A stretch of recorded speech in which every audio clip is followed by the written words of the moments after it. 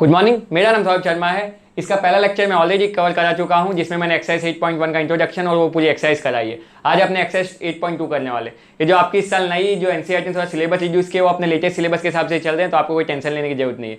इसका लेक्चर 1 और इसका इंट्रोडक्शन मैं ऑलरेडी कर चुका हूँ। चलिए आप दूसरा देखते हैं। मैं खाली आपको बताना चाहूँ तो ट्रिग्नोमेट्रिक रेशियो अगर क्या होते हैं तो ये रिलेशन होते हैं। आप बोलेंगे सर जी कौन सा रिलेशन, कैसा relation? Relation between angle and sides of triangle. ये बस आप याद रख सकते हो, बाकी मैंने डिटेल में बताया हुआ है सब कुछ। अब देखिए यहाँ पे अपने को trigonometry of some specific angles, कुछ एंगल्स पे अपने को ट्रिग्नोमेट्रिक रेशियो मालूम होने चाहिए। 9th में अपने 0 से 90 तक देखने वाले हैं, सॉरी 10th में अपने 0 से 90 तक देखने वाले हैं। देखिए मैंने वही लिखे हैं, इनके बीच की ही या इनको इंक्लूड करके यही बातें करने वाले अपने 0 से 90 डिग्री तक की बातें अपने को 10th में काम की है। अब ये क्यों काम आया? तो आप बोलेंगे सर जी मान लीजिए मैं आपको क्वेश्चन पूछता हूँ कि मुझे बताइए sin 30 प्लस cos 30। आप बोलेंगे सर जी हमें नहीं मालूम, यही बताने के लिए तो मैं आया हूँ, यही डाउट क्लियर करने के लिए तो मैं आया हूँ। देखिए सेकंड एक्सरसाइज में अपने को ऐसे बहुत सारे क्वेश्चन मिलेंगे जो कि अपने देख लें, कोई बड़ी बात नहीं है। ये अपने को 0 से 90 के बीच में देखना है, ये आपको ध्यान रखना है। ये सब क्या होते हैं, ट्रिग्नोमेट्रिक रेशियो का क्या रेशियो, वो सब मैं पिछले वीडियो में बता चुका। देखिए टेबल अभी मैं आपको पूरा बताने वाला हूँ, ये याद करने की कोई जरूरत नहीं है। आप प्रैक्टिस करोगे, प्रैक्टिस के साथ अपने आप आपको ये वैल्यू से याद हो जाएगी। अगर नहीं याद हो तो एग्जाम में मतलब शुरू में, बाद में तो आपको जरूरत पड़ने वाली है। आप ये टेबल बना सकते हो। आप बोलेंगे सर जी कुछ वैल्यू से याद नहीं हो, इतना बड़ा टेबल हम कैसे बना लेंगे? देखिए मैं आपके सामने टेबल बनाने वाला हूँ, कुछ भी याद करने की जरूरत नहीं, एकदम सिंपल सा टेबल है, खाली आपको बेस याद रखना है। देखिए अगर मैं ये बनाना चाहूँ तो मैं पहले एक मेथड बता देता हूँ, वो मैं प्रीफर नहीं करता हूँ क्योंकि आप उतनी वैल्यूज ऐसे याद कर लोगे, पर देख लीजिए। देखिए 0 1 2 3 4। आप बोलेंगे सर जी क्या लिख रहे हो, इसको 4 से डिवाइड कर दीजिए, उसका रूट ले लीजिए। आप बोलेंगे सर जी पहले ही रूट इतना टफ, और आप बोल रहे कुछ भी नहीं करना है। सुनते जाइए, 0/4 इज 0 और 0 का रूट तो क्या ही होगा, मतलब ये होता है 0। आप बोलेंगे जी सर जी 1/4 है तो 1 का रूट तो आपको मालूम होगा 1 होता है। 4 का अगर मैं रूट लूँ तो 2 आता है। आप बोलेंगे जी सर जी इसको अगर मैं काटूँ तो 2 1 जा 2 2 जा मतलब 1/2, तो 1 का तो मैंने बोला रूट 1 होता है, नीचे आएगा रूट 2। ये देखिए 4 का मैंने बताया 2 होता है, रूट 3 ऐसे कैसे रूट 3/2, और इसको अगर मैं काटूं तो 1 होता है, रूट 1 मैंने आपको ऑलरेडी बताया 1 होता है। ये एक तरीका हो, पर मेरे को लगता है ये आपको जरूरत नहीं। अब देखिए मैं क्या बोलता हूँ, आप 10th में है तो आप इतना याद रख सकते हो, sin 0 0, sin 30 half, sin 45 1/√2, sin 60 होता है रूट 3/2 और 1। आप बोलेंगे सर जी आपने क्या लिखा? मैं आपको ये मेथड अप्लाई करने के लिए बोल ही नहीं रहा हूँ, ये तो एक तरीका था तो मैंने आपको बता दिया। मैं आपको बोल रहा हूँ 1 2 3 4 5, आप 10th में 5 वैल्यूज याद कर लीजिए। आप बोलेंगे सर जी क्या? sin 0 0, sin 30 half, sin 45 1/√2, sin 60 root 3/2 और sin 91। एक बार फिर से मेरे साथ बोलो, sin 0 0, sin 30 half, sin 45 1/√2, sin 60 root 3/2 और sin 91। एक बार फिर से बोलते हैं, ये तो आपको पता चलेगा 0 30 45 60 और 90 इसकी बात हो रही है। 0 हाफ 1/√2, रूट 3/2 और 1। आप बोलेंगे जी सर जी ये तो हमें याद हो गया, इतना तो हम चालाक है, होशियार है। हाँ मैं जानता हूँ आप सब बहुत होशियार हो। अब देखिए इस टेबल में कुछ भी नहीं करना है, अपने को अपना टेबल बन गया। आप बोलेंगे सर जी क्या मजाक करते हो, टेबल तो पूरा खाली है। अब सुनिए cos a में खाली अपने को उल्टा लिखना है। क्या उल्टा लिखना है सर? ये वैल्यूज यहाँ से लिखना शुरू कर दीजिए, मतलब ये 1 होगा, ये रूट 3/2 होगा, ये 1/√2 होगा, ये हाफ होगा और ये 0 होगा। क्या सर जी हो गया? जी हाँ यही वैल्यू होती है cos की। अब आप बोलेंगे सर जी अभी भी बहुत कुछ याद करना है। मैं बोलूंगा कुछ भी याद नहीं करना है। 10 मैंने बताया है आपको पिछले वीडियो में बेस में कि 10 होता है sin/cos। तो आप बोलेंगे क्या सर जी हम दोनों को डिवाइड कर दें? बिल्कुल सही, 0/1 दैट इज 0, 1/2 अपॉन में रूट 3/2, तो आपको मालूम होगा ये कैंसिल हो जाए, मतलब 1/√3 आएगा। यह ऊपर मल्टीप्लाई हो जाता है। एक बार मैं बता देता हूँ, अगर आपको जानना हो तो आपको मालूम ही होगा। डिवाइड वाले को मैं इंटू में लिख सकता हूँ। आप बोलेंगे हाँ सर जी हमने बचपन में सीखा था, इसकी कहानी खत्म, ये आएगा 1/√3। बहुत बढ़िया, चलिए आगे आ जाते हैं। ये क्या है? 1/√2 अपॉन में 1/√2 मतलब रूट 2, मतलब ये 1 आएगा। जी सर रूट 3/2 और अपॉन में 1/2, 2 से 2 की कहानी खत्म, ये आपका आएगा रूट 3। आप बोलेंगे देखिए अब क्या आ गया 1/0। सर जी ऐसा कुछ कहाँ होता है? अगर 1/0 आ जाए तो कुछ नहीं करना है, कोई दिमाग नहीं, उसको आपको नॉट डिफाइन लिख देना है। क्या नॉट डिफाइन? कि मैं ये चीज नहीं बता सकता हूं, कोई बता सकता है तो बता देना। तो 1/0 होता है नॉट डिफाइन। अब बोलेंगे ठीक है सर जी आधा टेबल तो हो गया, अभी भी आधा बाकी है, अब क्या करना है? कॉसेक साइन का उल्टा होता है, मैंने बताया था, मतलब जो भी वैल्यू उसको रेसिप्रोकल ले लो। तो ध्यान से देखो 1/0, ओह माय गॉड ये तो सर जी नॉट डिफाइन होगा। बिल्कुल सही, 1/2 मतलब 2/1, मतलब ये कितना होगा 2। 1/√2 मतलब √2/1 मतलब ये कितना होगा √2। ये √3/2 का रेसिप्रोकल ले लूँ तो क्या आएगा 2/√3 और 1/1 तो आप बोलेंगे सर जी हमें मालूम है 1 होता है। अब सर जी सेक का क्या करें, तो सेक कॉस का उल्टा होता है, मतलब आप बोलेंगे सर जी 1/1 तो 1 होना चाहिए। बहुत सही बोल रहे हो। √3/2 का सर आप रेसिप्रोकल तो 2/√3 आना चाहिए। बहुत बढ़िया, सीख गए आप लोग। तो 1/√2 का उल्टा तो सर जी ये तो √2 आएगा, 1/2 का उल्टा सर जी ये 2 आएगा। ओह माय गॉड 1/0 आ गया सर जी, तो ये तो आपने बता दिया है नॉट डिफाइन होगा। बिल्कुल सही जा रहे हो। चलिए कॉट आ जाते हैं, तो कॉट आप बोलेंगे सर जी अब हमें समझ रहे हैं 10 का उल्टा होना चाहिए। बहुत बढ़िया, तो ये देखिए कितना है 0 है, तो 1/0 आप बोलेंगे सर जी फिर से नॉट डिफाइन आ गया। 10 है कितना है 1/√3, उसका उल्टा सर जी √3 होगा। 1 का तो सर जी 1 ही रहता है। ये आप बोलेंगे सर जी 1/√3। सर जी 1/नॉट डिफाइन की बात तो आपने की नहीं, तो सुनिए 1/नॉट डिफाइन आपका 0 के बराबर होता है, मतलब ये आ जाएगा 0। आपके सामने पूरा टेबल मैंने तैयार कर दिया। देखिए कुछ भी याद करने की जरूरत नहीं है। याद क्या करना है, sin 0 0, sin 30 half, sin 45 √2, sin 60 √3/2 और sin 90 1। आप बोलेंगे जी सर जी। अगर आपको चाहिए तो मैंने एक क्वेश्चन बोला sin 30 देख लीजिए कितना होता है। आप बोलेंगे सर जी हाफ होता है। और cos 30 कितना होता है, आप बोलेंगे सर जी cos 30 मतलब sin 60। जी हाँ वो होता है √3/2, मतलब ये होगा 1 + √3/2। मेरे को लगता है आपको ये समझ आया होगा। चलिए इसके एक्सरसाइज चालू करते हैं, एक्सरसाइज 8.2। चलिए एक्सरसाइज 8.2 देखते हैं। पहला क्वेश्चन ये द फॉलोइंग, उसमें पहला अपने को ये देखना है। कुछ क्वेश्चन के बाद आपको टेबल याद हो जाएगा। मैंने बोला था इनिशियली आप चाहो तो टेबल साइड में बना सकते हो। चलिए चालू करते हैं। मैंने आपको साइन याद करने बोला था, 0, हाफ, 1/√2, √3/2 और 1। मैं क्यों बताया, तो साइन 60 अपना होता है √3/2। देखिए साइन 60 और cos 30 अपन ने उल्टा लिखा था, तो जो ये साइन 60 होता है वही cos 30 होता है √3/2। ये आप टेबल में देख के वेरीफाई कर सकते हैं। मैंने यहाँ पे टेबल नहीं बनाया, पर आप टेबल में देख के वेरीफाई करो। इनिशियली आप चाहो तो टेबल बना के कर सकते हो। साइन 30 अपना होता है हाफ और cos 60 भी अपना होता है हाफ। चलिए इसको सॉल्व करते हैं। √3 × √3 आपको मालूम होगा, नहीं मालूम हो तो सुन लीजिए। √3 × √3 होता है 3 और 2 2 आपको मालूम होगा सर जी हाँ 4 होता है। 1 × 1 होता है 1 और नीचे 2 × 2 होगा 4। देखिए एलसीएम ही आ गया, मतलब 3 + 1/4 which is equal to 4/4 which is equal to 1। यही इसका आंसर होगा। मेरे को लगता है आपको ये क्वेश्चन समझ आया होगा। चलिए दूसरा क्वेश्चन देखते हैं। इसमें भी अपने को वैल्यू ढूंढनी है। 2 10² 45, तो 10² 45 मतलब कितना होता है 1 होता है, मतलब 1 का स्क्वायर। cos स्क्वायर 30 यहाँ का यूज़ किया है क्या, जी हाँ देखिए √3/2 मतलब √3/2 का होल स्क्वायर। और साइन स्क्वायर 60 शायद यहाँ यूज किया है। देखिए साइन 60 वो भी होता है √3/2, मतलब √3/2 का फिर से होल स्क्वायर। अगर मैं इसको सॉल्व करना चाहूँ तो 2 × 1 का स्क्वायर इज 2। अगर मैं ध्यान से देखूँ तो ये कैंसिल होने वाला, मैं सॉल्व करके भी कैंसिल कर सकता हूँ। कैसे, √3 का स्क्वायर मैंने बताया √3 × 3 इज 3 होता है। 2 का स्क्वायर इज 4 माइनस 3 का स्क्वायर इज √3 का स्क्वायर इज 3 एंड 2 का स्क्वायर इज 4। ये देखिए कैंसिल हो गया। आपका जो आंसर आना है वो आपका आंसर आएगा 2। मेरे को लगता है आपको ये पहले दोनों क्वेश्चन समझ आए होंगे। चलिए अगला क्वेश्चन देखते हैं। ये बहुत ज़्यादा इंपॉर्टेंट है, इसको मेरी तरफ से स्टार मार के रखिएगा। क्वेश्चन नंबर 3 और क्वेश्चन नंबर 4 बहुत इंपॉर्टेंट है। तो cos 45 होता है 1/√2, sec 30 होता है 2/√3 और cosec 30 होता है 2। तो ये क्या आएगा 1/√2 अपॉन एलसीएम ले तो आपको मालूम है √3 आएगा, मतलब 2 + 2√3 अपॉन में √3। ये मैंने आपको बताया कैसे सॉल्व करते हैं। 1/√2 इसको इंटू करके उल्टा लिख दीजिए, मतलब √3 × 2 + 2√3। आप बोलेंगे सर जी मतलब √3 अपॉन √2 × 2 + 2√3। मैं बोलूँगा जी हाँ। अब देखिए यहाँ बॉटम में क्या आ रहा है, ध्यान से देखें तो यहाँ पे देखिए आपको रूट दिख रहा है। क्या दिख रहा है, रूट दिख रहा है। अगर मैं एक स्टेप और लेना चाहूँ तो √3 इंटू क्या हो जाएगा 2√2 + 2√6। डिनोमिनेटर में आपका रूट नहीं आना चाहिए ऐसा बोला जाता है, इसलिए इसको रैशनलाइज किया जाता है। समझ आया मैं रैशनलाइज क्यों कर रहा हूँ, डिनोमिनेटर में रूट है इसलिए मैं रैशनलाइज कर रहा हूँ। रैशनलाइज आपने छोटी क्लास में किया है, मैं आपको बताता हूँ क्या होता है। मतलब जस्ट इसके कॉन्जुगेट, मतलब 2√2 - 2√6 अपॉन में 2√2 - 2√6। जो भी नंबर है उसको मैंने साइन चेंज करके उसके अपोजिट से मल्टीप्लाई कर दिया। आप बोलेंगे जी सर जी मल्टीप्लाई और डिवाइड दोनों कर दिया है। तो ऊपर देखो तो क्या होगा √3 × 2√2 - 2√6। आप बोलेंगे जी सर जी।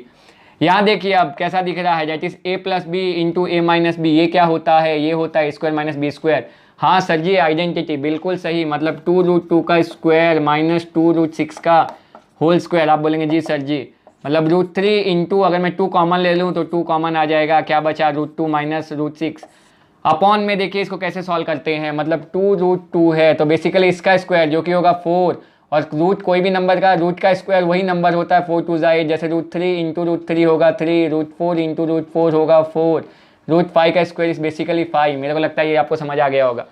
तो 2 का स्क्वायर इज 4 एंड 4 2 8, बहुत बढ़िया। एंड 2 का स्क्वायर इज 4 एंड √6 का स्क्वायर इज 6, मतलब 24। आप बोलेंगे जी सर जी, तो 2√3 अपॉन √2 माइनस √6 ये कितना आएगा -16। अगर मैं कैंसिल करना चाहूँ तो 1 अपॉन -8।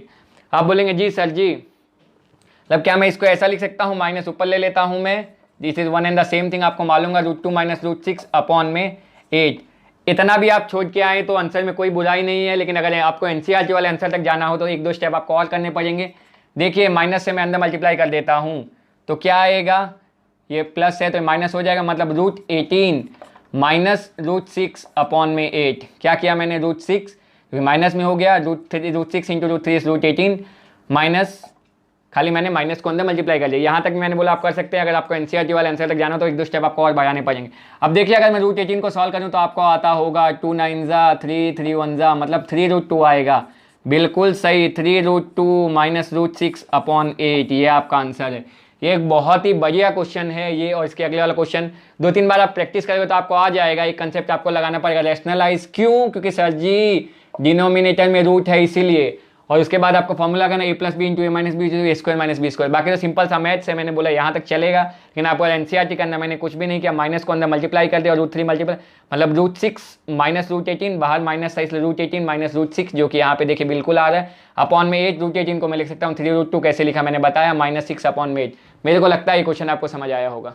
अगला क्वेश्चन देखते हैं। जैसे कि मैंने पहले ही बताया, ये क्वेश्चन भी बढ़िया क्वेश्चन है। ये 2 क्वेश्चन बहुत बढ़िया है एनसीईआरटी में। sin 30 आपको मालूम है, sin 30 हाफ होता है, tan 45 होता है 1, और cosec 60 कितना होगा, cosec 60 मतलब आप बोलेंगे सर जी किसका उल्टा, तो sin का उल्टा, sin 60 होता है √3/2, तो ये बेसिकली 2/√3 होना चाहिए। अब क्या है अपने पास sec 30, तो sec 30 क्या होता है, तो कैसे याद करना है, sec 30 होता है सर जी मतलब cos 30 का उल्टा, cos 30 क्या होगा sin 60 मतलब √3/2 मतलब 2/√3, जी हाँ, प्लस cos 60 कितना होगा मतलब sin 30 मतलब हाफ, प्लस cot 45 कितना होता है 1, tan 45 cot 45 1 होता है। चलिए इसका एलसीएम लेना चाहूँ, अगर मैं क्या करना चाहूँ, एलसीएम लेना चाहूँ, चलिए पहले इन दोनों को सॉल्व कर लेते हैं। अगर आप चाहो तो मैं पूरे का भी साथ में ले सकता हूँ, पर मैं इसको सॉल्व करके बताता हूँ। तो इसका एलसीएम आपको मालूम होगा सर जी, एलसीएम 2 आएगा, मतलब 1 + 2/2 माइनस 2 अपॉन में √3। आप बोलेंगे जी सर जी, अपॉन में क्या है, इन दोनों का वापस है 2/√3 अपॉन में 1 + 2 अपॉन में 2। आप बोलेंगे जी सर जी, चलिए यहाँ आ जाइए, 1 + 2 मतलब 3/2 माइनस 2/√3 अपॉन में 3/2 + 2/√3, 3/2 + 2/√3। आप इसको पहले लिखे कि बाद में लिखे आपको मालूम है, it's one and the same thing. चलिए इसका भी मैं एलसीएम ले लेता हूँ, मतलब 2√3 एलसीएम आएगा। आप बोलेंगे जी सर मतलब इसको √3 से मल्टीप्लाई करना पड़ेगा, मतलब 3√3। आप बोलेंगे जी सर जी माइनस इसको 2 से करना पड़ेगा तो 4 होगा, अपॉन में होगा 2√3 पूरा होल अपॉन में। इसका क्या है, इसका भी एलसीएम आएगा 2√3 मतलब 3√3 प्लस ये कितना हो जाएगा 4 अपॉन में 2 अपॉन में √3। मैंने बताया ये किसके साथ होगा, ये इसके साथ मल्टीप्लाई होता है और ये ऊपर वाले के साथ ऊपर चले आता है। ध्यान से देखें तो ये दोनों कैंसिल हो जाएंगे। आप चाहें तो उसको ऐसे भी कर सकते हैं, साइड में वो बता देता हूँ, 3√3 माइनस 4 अपॉन में 2√3 इंटू मैंने बोला उल्टा लिख देने का 2√3 अपॉन 3√3 प्लस 4। ये देखिए ये कहानी कैंसिल हो गई। आप बोलेंगे जी सर जी हम समझ गए। मतलब अब देखिए अपने पास बचा क्या है, 3√3 माइनस 4 अपॉन 3√3 प्लस 4। आप बोलेंगे सर जी हम समझ चुके हैं, आपने बोला था कि डिनोमिनेटर में अपने को रूट नहीं चाहिए, मतलब आप रैशनलाइज करोगे। बिल्कुल सही, देखिए मैं यहाँ करता हूँ 3√3 माइनस 4 अपॉन 3√3 प्लस 4। अब बोलेंगे सर जी आपने बताया साइन चेंज करके लिख देने का, बहुत बढ़िया जा रहे हैं, बहुत जल्दी समझ रहे हैं आप लोग। ऊपर देखिए अब ध्यान से, a minus B into a minus B मतलब जो कि होता है a माइनस बी का होल स्क्वायर। आप बोलेंगे जी हाँ सर जी, मतलब 3√3 माइनस 4 का होल स्क्वायर अपॉन में वापस वही a plus B into a minus B मतलब a का स्क्वायर मतलब 3√3 का स्क्वायर माइनस b का स्क्वायर मतलब 4 का स्क्वायर।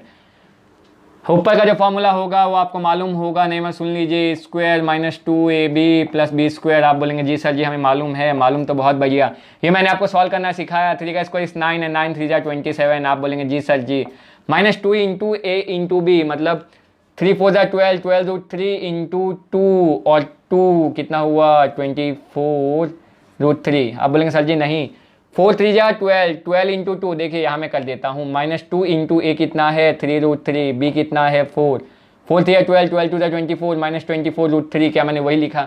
बिल्कुल सही है अपना। प्लस 4 का स्क्वायर इज 16, आप बोलेंगे जी सर जी। 3 का स्क्वायर इज 3 का स्क्वायर 9, सर जी 27 माइनस 16, मैं बोलूँगा बहुत बढ़िया जा रहे हो। 27 प्लस 16 कर लें क्या? 43, बहुत बढ़िया। 43 माइनस 24√3 अपॉन में 27 माइनस 16 इस 11, ये है आपका फाइनल आंसर। मेरे को लगता है आपको ये क्वेश्चन समझ आया होगा। क्वेश्चन नंबर 1 का 5th देख लेते हैं, जो कि लास्ट है। 5 cos स्क्वायर 60, cos 60 sin 30, मतलब हाफ का स्क्वायर माइनस 4 इंटू, मतलब ये आपका आएगा 2/√3 का स्क्वायर माइनस 1045 आपको मालूम होगा 1 होता है, sin 30 आपको मालूम होगा हाफ होता है, और cos 30 मतलब बेसिकली sin 60 मतलब √3/2 का होल स्क्वायर। आप बोलेंगे जी सर जी, चलिए सॉल्व करते हैं। तो 5 इंटू 1 का स्क्वायर 1 ही होता है, 2 का स्क्वायर 4 होता है, तो 5/4। मेरे को लगता है यहाँ तक आपको समझ आया होगा। 2 का स्क्वायर इज 4, 4 4 16 अपॉन √3 का स्क्वायर मैंने आपको बता दिया है 3 होगा माइनस 1। आप बोलेंगे जी सर जी, अपॉन में देखिए 1 का स्क्वायर इज 1 अपॉन 2 का स्क्वायर इज 4 और √3 का स्क्वायर इज 3 अपॉन में 4। आप बोलेंगे जी सर जी, अगर मैं इसको आगे लेके आऊँ तो देखिए पूरे का एलसीएम मैं ले सकता हूँ 12 आएगा, एक स्टेप में सॉल्व कर सकते हैं, या आप एक काम कर सकते हैं इन दोनों को पहले एलसीएम लेके सॉल्व के बाद सॉल्व कर सकते हैं, आप जैसा चाहे वैसा कर सकते हो। पूरा सॉल्व कर देता हूँ। एलसीएम आने वाला है 12, मतलब इसको देखिए अगर आपको बताना 3 से मल्टीप्लाई होगा मतलब 5 3 जा 15, 3 इंटू 4 होगा मतलब 16 4 जा होता है 64। आप बोलेंगे जी सर जी, इंटू कुछ नहीं है तो 12 से ही होगा, तो माइनस 12 अपॉन में पूरा कितना होगा एलसीएम? आप बोलेंगे सर जी 12 है। बहुत बढ़िया। देखिए 1 + 3/4, मतलब अगर मैं इसको ऐसा लिखूँ, यहाँ भी मैं लिख सकता हूँ, पर एक स्टेप और बता देता हूँ मैं। 1 + 3/4 मतलब देखिए कितना होगा 15 + 64 मतलब 5 + 4 9, 79 माइनस 12 अपॉन में 12, और नीचे देखिए 4/4 मतलब ये तो वैसे ही ख़त्म हो गया। अगर इसमें से मैं 12 निकाल दूँ तो 67 आना चाहिए, मतलब 67/12 should be a final answer. मेरे को लगता है आपको समझ आया होगा। चलिए एक्सरसाइज 8.2 क्वेश्चन नंबर 2 देखते हैं। Choose the correct option, justify your answer. चलिए इसको सॉल्व करते हैं। 2 इंटू 10 30 जो कि होता है 1/√3। आप बोलेंगे जी सर जी 1 + 10 30 मतलब सर जी 1/√3 का स्क्वायर। मैं बोलूँगा बिल्कुल सही।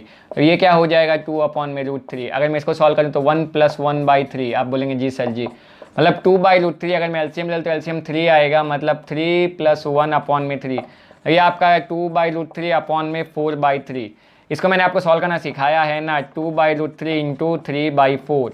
2 1 ज़ा 2 2 ज़ा 3 क्या होता है, तो बेसिकली तो √3 इंटू √3 मतलब एक √3 जाएगा तो एक √3 आएगा, मतलब आपका आंसर है √3/2। देखिए डायरेक्ट आंसर नहीं दिया है, लेकिन मैंने बताया तो sin 60 क्या होता है √3/2।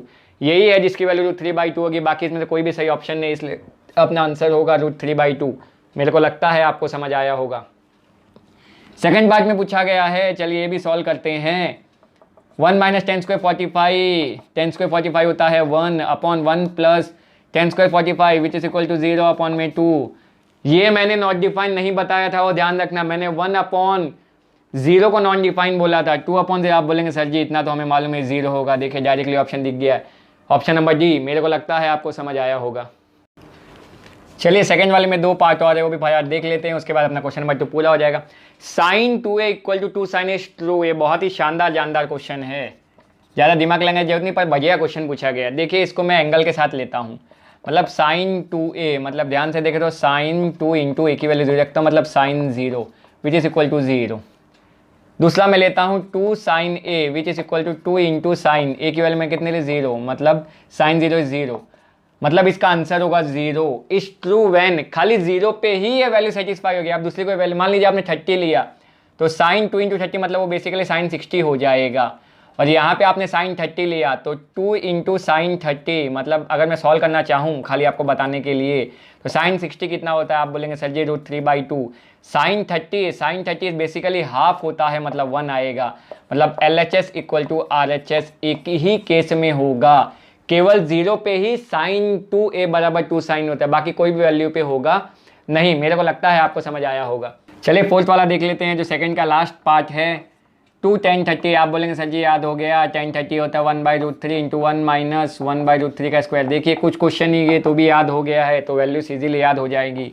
ये आपका होगा 2/√3, ये होगा 1 - 1/3। चलिए एलसीएम ले लेते हैं, मतलब 2 अपॉन में √3, तो एलसीएम 3 आएगा, 3 - 1 अपॉन में 3, तो ये बेसिकली बनेगा 2/√3 अपॉन 2/3। तो क्या मैंने आपको सिखाया, इक्वल टू 2/√3 इंटू 3/2, 2 से 2 की कहानी ख़त्म। ये कितना आएगा, 1√3 गया मतलब √3 आएगा, मतलब 1060 होगा। तो ये आपका सही आंसर होगा। मेरे को लगता है ये क्वेश्चन आपको समझ आए होंगे। चलिए अगला क्वेश्चन देखते हैं। ये क्वेश्चन देखने में बहुत खतरनाक लग रहा है, बट बहुत आसान सा क्वेश्चन है। 10 ऑफ a प्लस बी अपने को दे दिया गया है, 10 ऑफ a माइनस बी अपने को दे दिया गया है। a प्लस बी मतलब 0 से ज़्यादा और 90 के बीच में रहना चाहिए, a ग्रेटर देन b है। ये कुछ कंडीशन दे दी गई है। सुनिए ध्यान से, एकदम शांति से करते हैं। क्या बोला गया उसको देखिए, 10a plus B equal to √3। आप बोलेंगे सर जी कैसे किया जाएगा? सुनिए, 10 इंटू a प्लस बी 1060 होता है, √3 आपको मालूम हो। तो यहाँ से मैं क्या लिख सकता हूँ, देखिए a plus B equal to 60 degree. मान लीजिए इसको मैं 1 नाम दे देता हूँ। आप बोलेंगे जी सर जी। दूसरा देखिए एक और दिया हुआ अपने को कि 10a minus B equal to 1/√3। आप बोलेंगे जी सर जी अब तो हम समझ गए 10a माइनस बी, और ये तो हमको याद भी हो गया, ये होता है 1030 डिग्री। मतलब आप सर जी बोलने वाले हैं a माइनस बी बराबर 30 डिग्री। मैं बोलूँगा बिल्कुल सही। सेकेंड, क्या करूँ, दोनों को ऐड कर देता हूँ तो a की वैल्यू मिल जाएगी, और a की वैल्यू मिल गई तो b की वैल्यू आसानी से मिल जाएगी। Adding equation 1 and 2 we get, देखिए ऐड कर दूँ मतलब a b से b की कहानी ख़त्म। a प्लस a 2a बराबर 90 डिग्री आएगा अपना। 2a बराबर कितना आएगा, 90 डिग्री। मतलब अगर मैं a ढूंढना चाहूँ तो 90/2 मतलब a मेरा आएगा 45 डिग्री।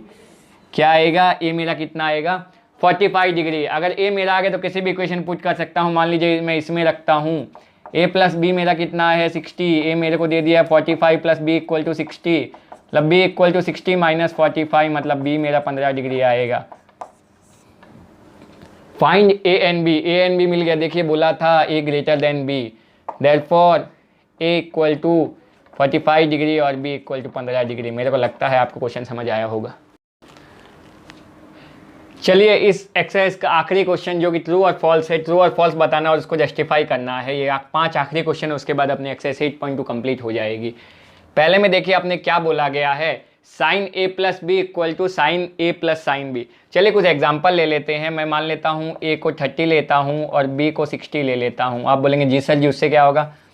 मतलब देखिए साइन 30 प्लस 60 मतलब अगर मैं लिखना चाहूँ तो साइन 90, साइन 0 होता है 0, साइन 90 होता है 1। आप बोलेंगे जी सर जी।